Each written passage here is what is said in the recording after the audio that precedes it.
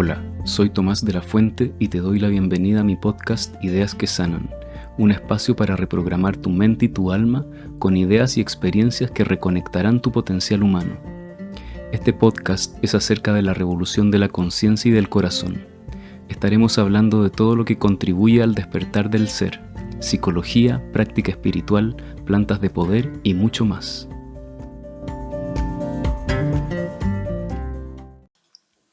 Hola a todos y a todas.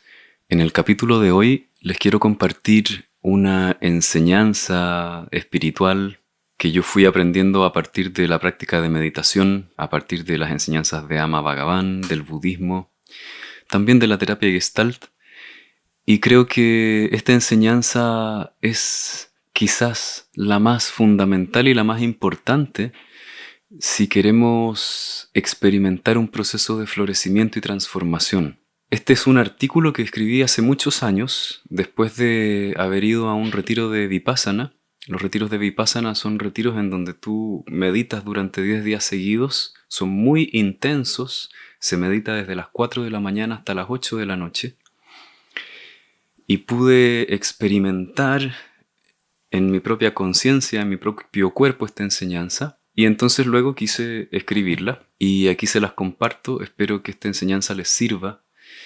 Creo que todos los caminos espirituales o los sistemas terapéuticos que incluyen este entendimiento que les voy a compartir tienen real profundidad y real capacidad de generar una transformación dentro nuestro. Así que bueno, con mucho cariño les comparto este escrito. El texto se llama Sufrimiento, Felicidad y los 3 venenos de la mente. Y algunas sugerencias para buscadores.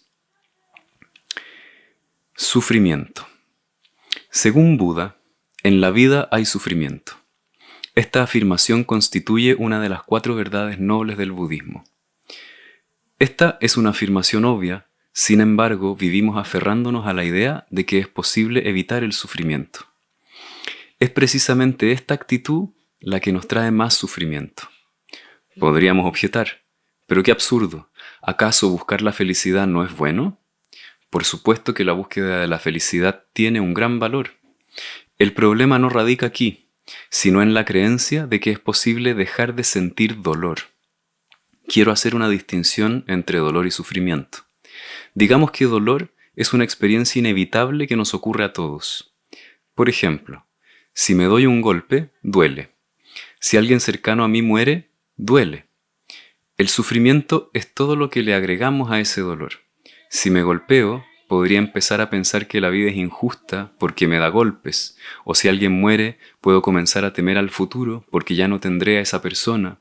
Podría enojarme con la vida porque me ha quitado a alguien tan importante y un largo etcétera de quejas y reclamos.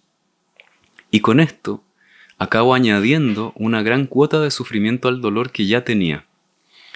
El dolor es una experiencia inevitable y el sufrimiento es una experiencia que nosotros creamos porque no estamos dispuestos a vivir el dolor que nos ha tocado vivir. Creamos fantasías en las cuales seremos felices y el dolor habrá terminado por completo. Cuando encuentre el amor de mi vida ya nunca sufriré más y todo se me dará muy fácil. Cuando consiga vivir en la casa que yo quiero, ya no sufriré más y disfrutaré al fin mi vida con plenitud. Cuando sea un profesional reconocido, ganaré mucho más dinero y seré feliz. Cuando logre dejar de tener este defecto de mi personalidad, seré feliz. Y así, un largo etcétera de fantasías en las cuales dejamos de incluir la obviedad más evidente. En la vida hay dolor. Nuestras fantasías nos llenan de esperanzas durante un tiempo y, al mismo tiempo, de amargas decepciones. En la vida hay dolor. Y en la medida que intentamos evitarlo, conseguimos sufrimiento. Podríamos imaginar la siguiente situación para ilustrar esta idea. Supongamos que al nacer cada persona trae una deuda de dolor. Imaginemos que al nacer yo he traído conmigo 100 unidades de dolor que serán distribuidas a lo largo de mi vida. Cada vez que me resisto a experimentar la cuota diaria que me corresponde, lo que ocurre es que la deuda aumenta. Por cada minuto de resistencia a sufrir el dolor inevitable de la vida, gano 1/10 de unidad extra de sufrimiento. Al cabo de 60 minutos de resistirme al dolor inevitable, ya he acumulado 6 unidades de sufrimiento extra. Así, invertimos casi la totalidad de nuestra energía en evitar el dolor durante las 24 horas del día. No es de extrañar que exista tanto sufrimiento en el mundo. Incluso hacemos esto mientras soñamos. El empeño en evitar el dolor solo puede basarse en la idea errónea de que es posible evitarlo. La única forma de llegar a esta conclusión tan absurda es no querer ver que el dolor es parte ineludible de la vida. Es adormecerse para no ver lo obvio. Si no me contacto con la obviedad del dolor, entonces puedo imaginar cosas tan disparatadas como que un día se terminará para siempre. Para creer esto, es preciso adormecer los sentidos, adormecer la conciencia. Tenemos nuestro empeño puesto en mantenernos dormidos de modo tal de no sentir lo que no nos gusta de la vida. No estamos dormidos por casualidad, estamos dormidos porque nos esforzamos en mantenernos así. Y no es solo el rechazo al dolor lo que adormece la conciencia y nos trae sufrimientos evitables, sino también el apego a los estados y sensaciones agradables. No solo queremos evitar sufrir, sino también queremos mantenernos en un estado de bienestar ininterrumpidamente. No hay nada de malo en buscar el bienestar. De hecho, es sano y natural, y quien no tiene esta capacidad suele tener una muy mala calidad de vida. Lo descabellado es que queremos encontrar estados de bienestar ininterrumpidos, y, si ese estado además hace que todo displacer desaparezca, tanto mejor. Pero esto no es posible. Invertimos gran cantidad de energía y esfuerzos en prolongar el placer. Nos mantenemos en estado de alerta, causándonos gran estrés y tensión, porque sabemos que en cualquier momento la vida puede dar un giro, quitándonos ese estado tan agradable que nos gusta. Nos quejamos por lo que no tenemos y quisiéramos tener. Lloramos por eso que tuvimos y que ya no tenemos. Planificamos el futuro. Controlamos a los otros y a nosotros mismos para asegurarnos que lo agradable de la vida no se nos escape. Así, somos capaces de rechazar muchas cosas buenas porque no están a la altura de lo que imaginamos que necesitamos para ser felices como queremos. Para sintetizar, diré que la situación general es la siguiente. Creemos equivocadamente que es posible que en algún punto de nuestra vida se termine para siempre todo estado doloroso y encontremos un estado ininterrumpido de bienestar. Consecuentemente, hacemos muchos esfuerzos para evitar sentir el dolor que existe y procurarnos bienestar. Con esto conseguimos sufrir aún más de lo necesario. La única forma de sostener esta empresa descabellada es perder contacto con lo obvio, con nuestros sentidos, nuestro cuerpo, nuestro corazón. En este empeño creamos una serie de mecanismos psicológicos destinados a traernos la felicidad eterna, que paradójicamente nos traen miserias mayores. La máquina humana de hacer sufrimiento. Quiero dar un ejemplo acerca de los mecanismos que creamos para evitar sufrir, de modo que puedas hacerte una idea general de cómo evitamos el dolor y conseguimos así mayores pesares. Estos mecanismos consisten en condicionamientos o hábitos robóticos que hemos ido desarrollando para evitar el dolor inevitable. Estos mecanismos son conductas rígidas y repetitivas a nivel mental, emocional, conductual, etc., que en su inicio fueron conductas deliberadas y conscientes, pero que con el pasar de los años se han vuelto automáticas y en gran medida inconscientes. A raíz de este funcionamiento automático, algo así como por causa del acostumbramiento, no sabemos que estamos evitando el contacto con la realidad. Esta es la condición dormida. Un ejemplo. Pensamos en la persona que cuando tiene rabia, llora. Cuando no hay obstáculos para el contacto y la expresión de la rabia, lo que sucede habitualmente cuando una persona la siente es que dice lo que le molesta y tiende a alejarse del objeto o persona que provocó la molestia. Y si no hay rechazo a la experiencia del enojo, entonces lo puede hacer sin violencia, respetándose a sí mismo y también a los demás. Esto suele ser bueno y natural. Sin embargo, expresar la rabia de forma directa, honesta y asertiva puede ser sumamente difícil. La persona en cuestión podría creer que si se enoja, entonces la van a dejar de querer. Y podría haber sucedido que los padres de esta persona tuvieron poca tolerancia a la frustración, y cada vez que se sintieron confrontados o criticados, le retiraron el amor a ese niño. Así, este niño desarrolló la creencia de que cada vez que siente rabia, entonces se sentirá abandonado. El niño, ahora adulto, que no quiere sentir otra vez más la experiencia del abandono, llora cada vez que tiene rabia. Imaginemos además que aprendió que sus padres, que son tan buenos, no pueden ignorar a alguien que llora. Aprendió que al llorar puede evitar sentir lo inevitable, el abandono. Con el llanto ejerce control contra sí mismo, cambiando su rabia genuina por pena falsa. También lo hace con sus padres, atrayendo con su llanto su atención y compasión para evitar el distanciamiento de ellos. Esta expresión indirecta de la rabia puede además conseguir que los padres se sientan culpables y él se perciba a sí mismo como víctima, ya que el llanto inspirado por la rabia suele generar en otros irritación. Es posible que los padres se sientan irritados al ver a su hijo llorar. Entonces el niño, convencido de que su llanto es de pena, podrá alegar que sus padres son poco comprensivos y que nunca se ponen en su lugar. También podría suceder que los padres son esa clase de personas que no pueden ver llorar a su hijo, porque eso los hace creer que han fallado como padres. Tal vez estos padres ejemplares intenten calmar a su hijo esforzándose por comprender su dolor. Pero cuando lo intenten, él ya no tendrá interés en ser comprendido, porque en realidad está enojado, y con sus llantos intentará convencer a sus padres de que son incapaces de comprender a tan desamparado muchacho, sin conciencia de la agresión pasiva que ha ejercido sobre ellos. De esta forma no se sentirá abandonado, ya que sus padres estarán ahí mirándole. Así todo se enreda, y el conflicto real y la expresión real de sentimientos que amerita la situación pasan a segundo plano. Todos terminan ocupados en resolver un asunto secundario que no tiene solución. Es habitual que las personas que lloran cuando tienen rabia casi no tengan conciencia de su enojo. ¿Cómo se hace esto? Para no sentir el enojo cuando se lo está sintiendo, es necesario realizar una compleja gimnasia muscular que detenga el contacto con el sentimiento. No sería de extrañar que el niño, después de pasar una rabia, obtenga un doloroso cuello lleno de contracciones y, ¿por qué no?, un dolor de cabeza. Ya que sentir la musculatura del cuello tensa y rígida no es agradable, entonces, en otra maniobra defensiva, distraerá su atención de esas sensaciones desagradables, consiguiendo alejarse aún más de la posibilidad de entrar en contacto con lo que realmente le sucede.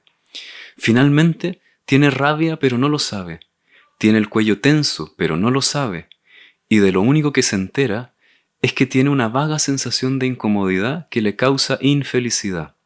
Tal vez también quiera tomar un fármaco o una droga para calmarse.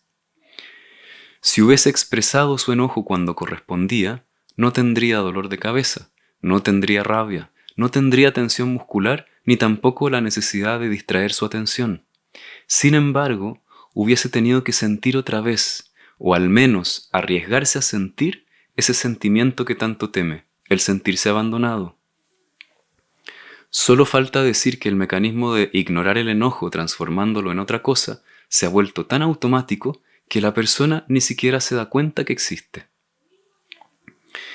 Cuando bloqueamos y manipulamos nuestra capacidad de sentir, no solo bloqueamos el contacto con las experiencias que nos disgustan, sino que también se dificulta el contacto con todas las demás experiencias.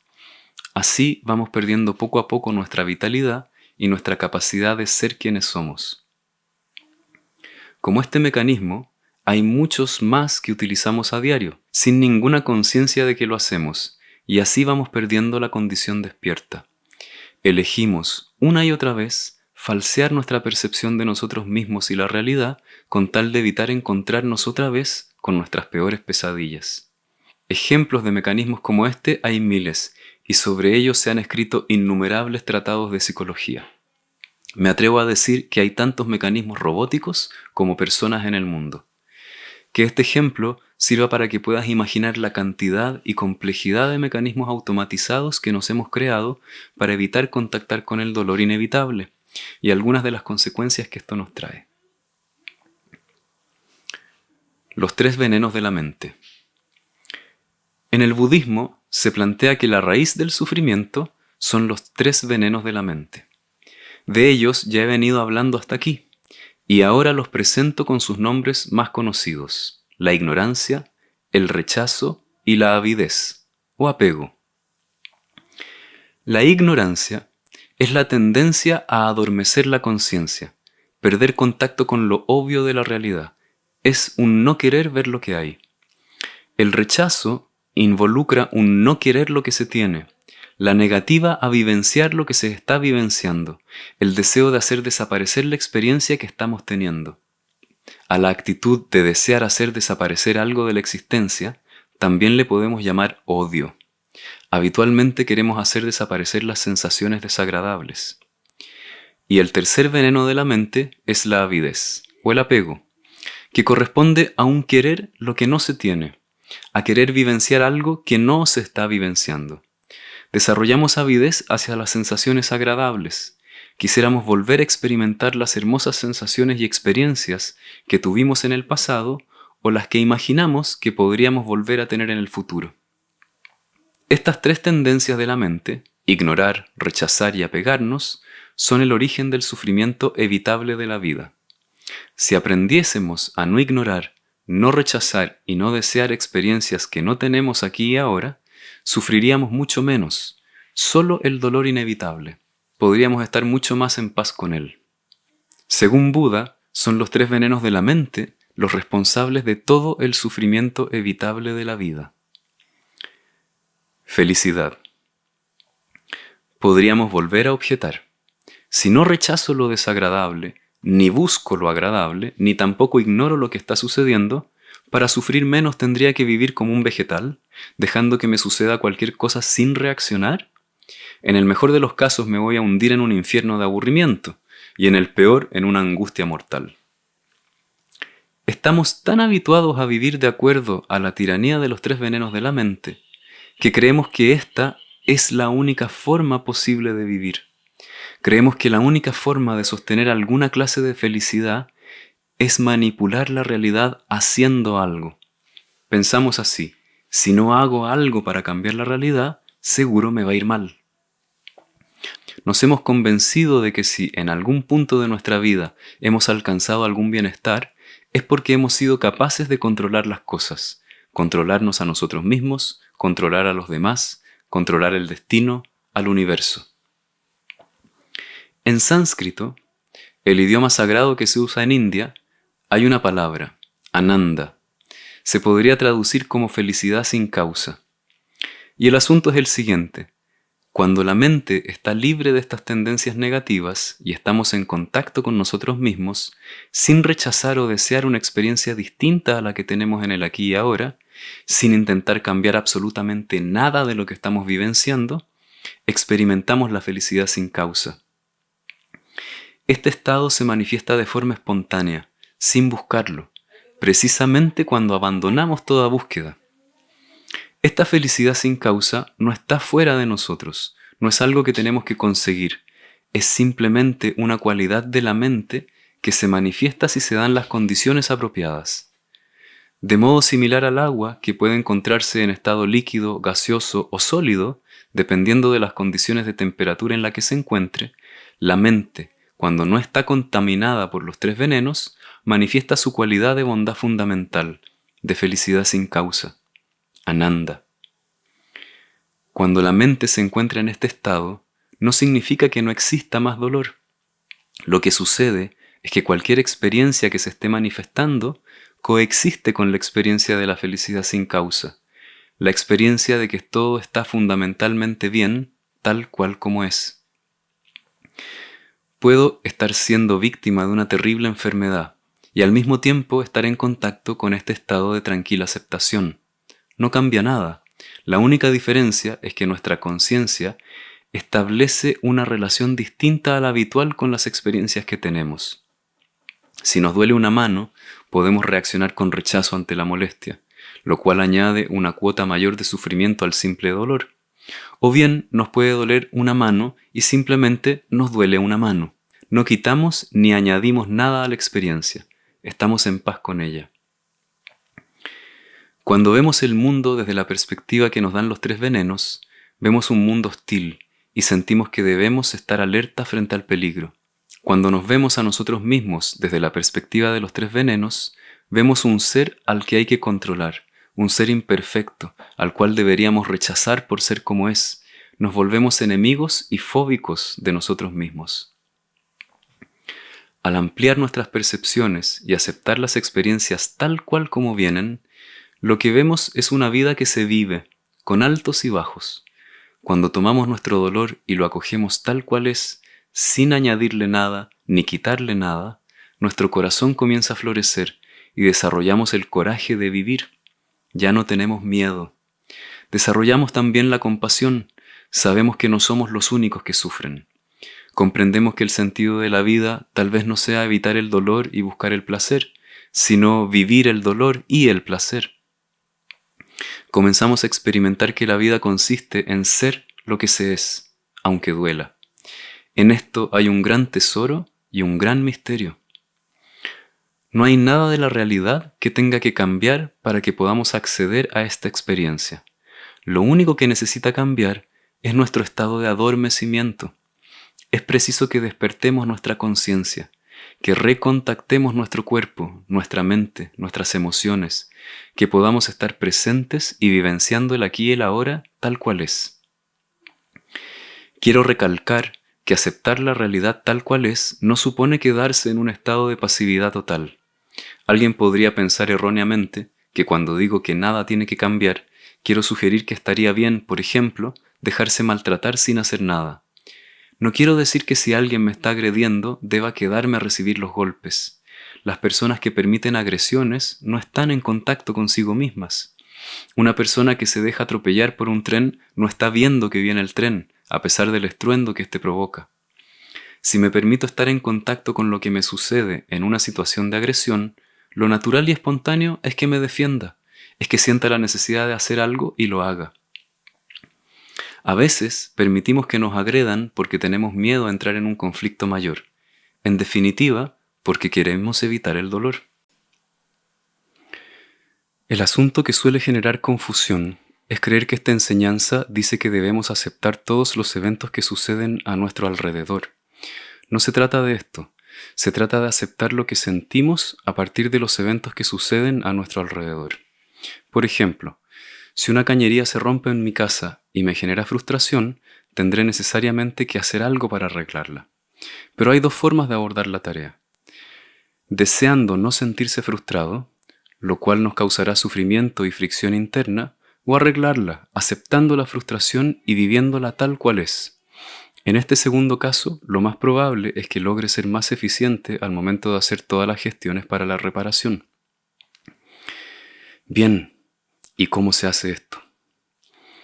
En nuestro empeño por evitar el sufrimiento, nos hemos condicionado a nosotros mismos y desperdiciamos casi toda nuestra energía y nuestra vida en mantener funcionando nuestros mecanismos robóticos de evitación de contacto con la realidad. Es preciso comenzar primero a estudiar cómo están fabricados nuestros mecanismos para luego desmontarlos. Este es un trabajo arduo, que si bien vale la pena, pocas personas realizan y pocas personas están dispuestas a realizar. Para esto, además de coraje, se necesitan herramientas adecuadas, disciplina y guía adecuada. Sin estas cosas, tal vez sea casi imposible desmantelar el mecanismo de hacer sufrimiento. Uno de los aspectos más básicos que es necesario desarrollar para emprender este camino es la capacidad de darse cuenta. No es un darse cuenta reflexivo, es decir, no es algo así como la capacidad de hacer cálculos matemáticos o considerar argumentos lógicos. Es más bien la capacidad de percibir y sentir lo que sucede aquí y ahora, en nuestro interior. Es la capacidad de contactar la realidad de forma directa e inmediata, no de pensar acerca de ella. La capacidad de darse cuenta de la que hablo no solo es una capacidad no reflexiva de percibir, sino que también implica una actitud ecuánime frente a las experiencias. Con ecuanimidad quiero hacer alusión a la actitud de aceptar las experiencias tal cual son, sin intentar cambiarlas a nuestro gusto, permitiéndonos vivenciar tal cual como se está vivenciando. Es decir, una actitud de no rechazar la experiencia, no desear otra experiencia y no ignorar la experiencia. La mente ecuánime es la mente libre de los tres venenos. La mente ecuánime percibe la realidad tal cual es. Con la esperanza de que se pueda comprender un poco mejor a qué me refiero, propongo el siguiente ejercicio. Siéntate en una postura en la que tu espalda esté erguida, sin estar demasiado tensa. Mantén tus ojos cerrados. Durante unos 15 minutos, dedícate simplemente a sentir tu cuerpo. No pienses en él, solo siéntelo. Toma conciencia de los sitios en donde hay sensaciones desagradables, dolorosas, y también en donde experimentas sensaciones agradables. Es probable que comiences a pensar en las causas de las sensaciones, que comiences con un diálogo interno que podría ser como el que sigue. Claro, mi cuello está apretado porque pasé una rabia hace un rato, ya no soporto más que me insistan con temas tan molestos. O, qué agradable sensación tengo en mis piernas, es que estuve caminando un rato. No le des importancia al diálogo. Tampoco intentes hacer que desaparezca, ya que el diálogo interno también es parte de tu experiencia tal cual es. Simplemente presta más atención a sentir en vez de sumergirte en los comentarios mentales. Mantén tu atención en la experiencia de sentir, de percibir, de simplemente darte cuenta. La mayor parte del tiempo, en vez de destinar nuestra atención a vivenciar las experiencias, la volcamos por entero en nuestros diálogos mentales. Cuando te des cuenta de que estás haciendo eso, vuelve a las sensaciones.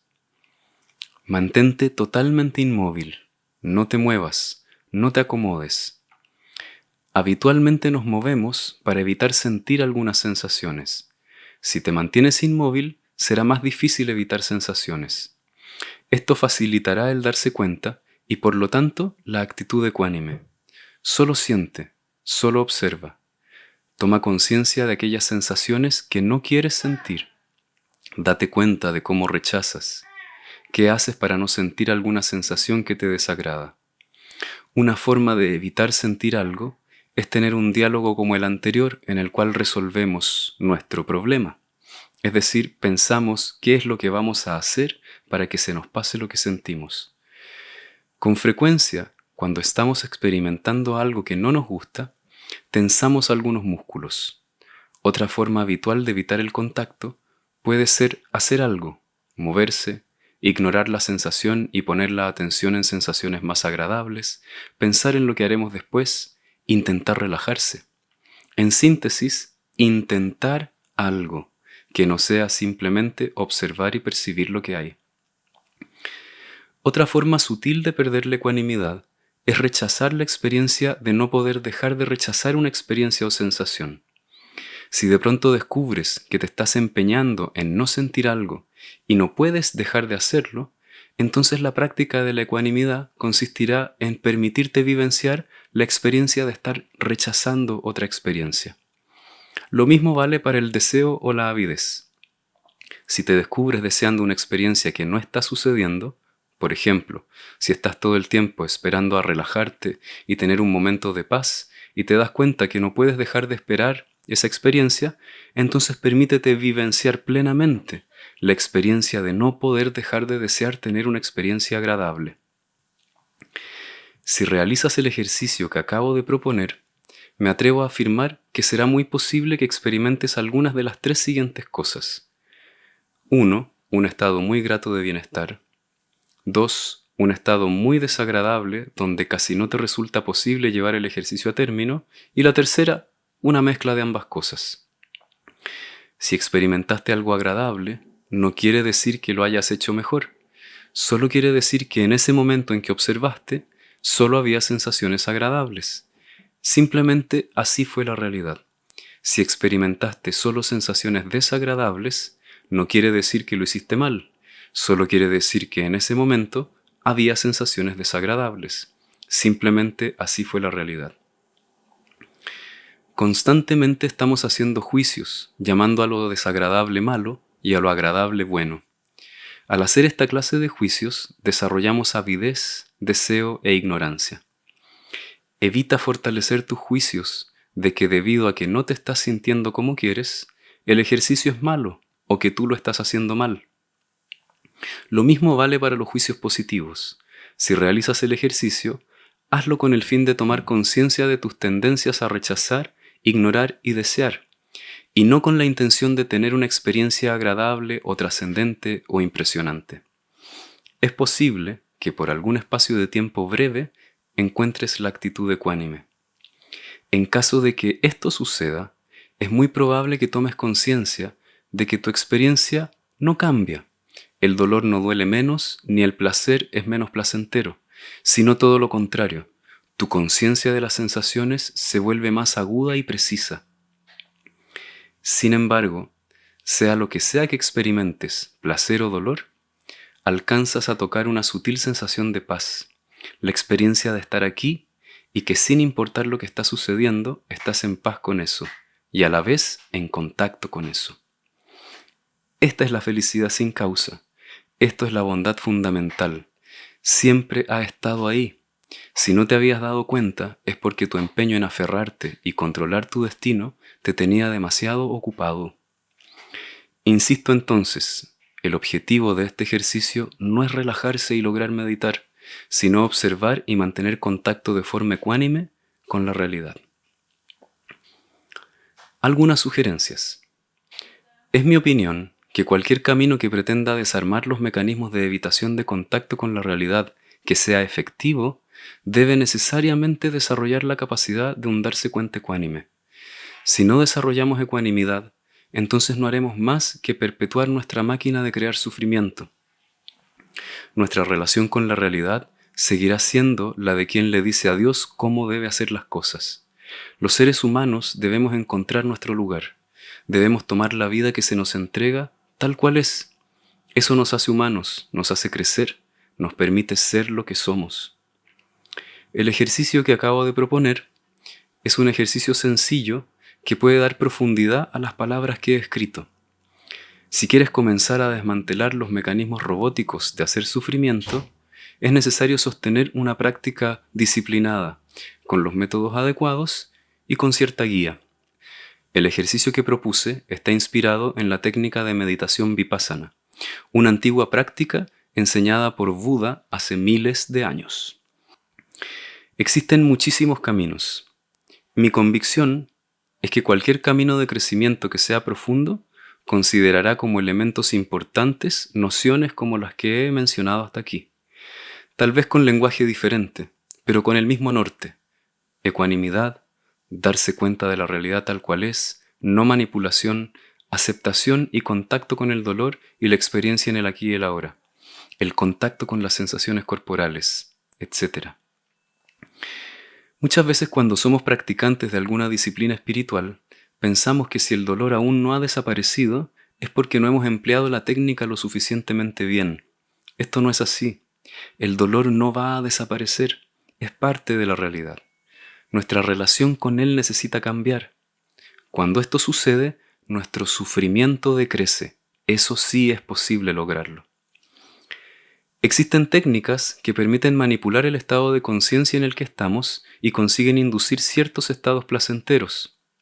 Al conocerlas, muchos de nosotros creemos erróneamente que nos pueden llevar a erradicar el dolor, porque al menos por un rato nos sentimos mejor. De este modo, fortalecemos la avidez. Estamos demasiado deseosos de creer que el dolor podrá acabar si encontramos la píldora adecuada. No hay píldoras para cambiar la realidad. La realidad es tal cual es. Y cuando digo realidad, me refiero a este instante. Este instante aquí y ahora solo puede ser del modo que es. En unos minutos va a cambiar, pero aquí y ahora solo puede ser lo que es. La realidad de este instante no es tan mala como tememos que sea, ni tan cómoda como quisiéramos que sea, y esto es una muy buena noticia. Es un desafío creado para ayudarnos a crecer, y creo que esto es más importante que nuestra comodidad o nuestros deseos. Muchas gracias por escuchar este texto. Que les vaya muy bien. Nos vemos en un próximo capítulo de Ideas que Sanan.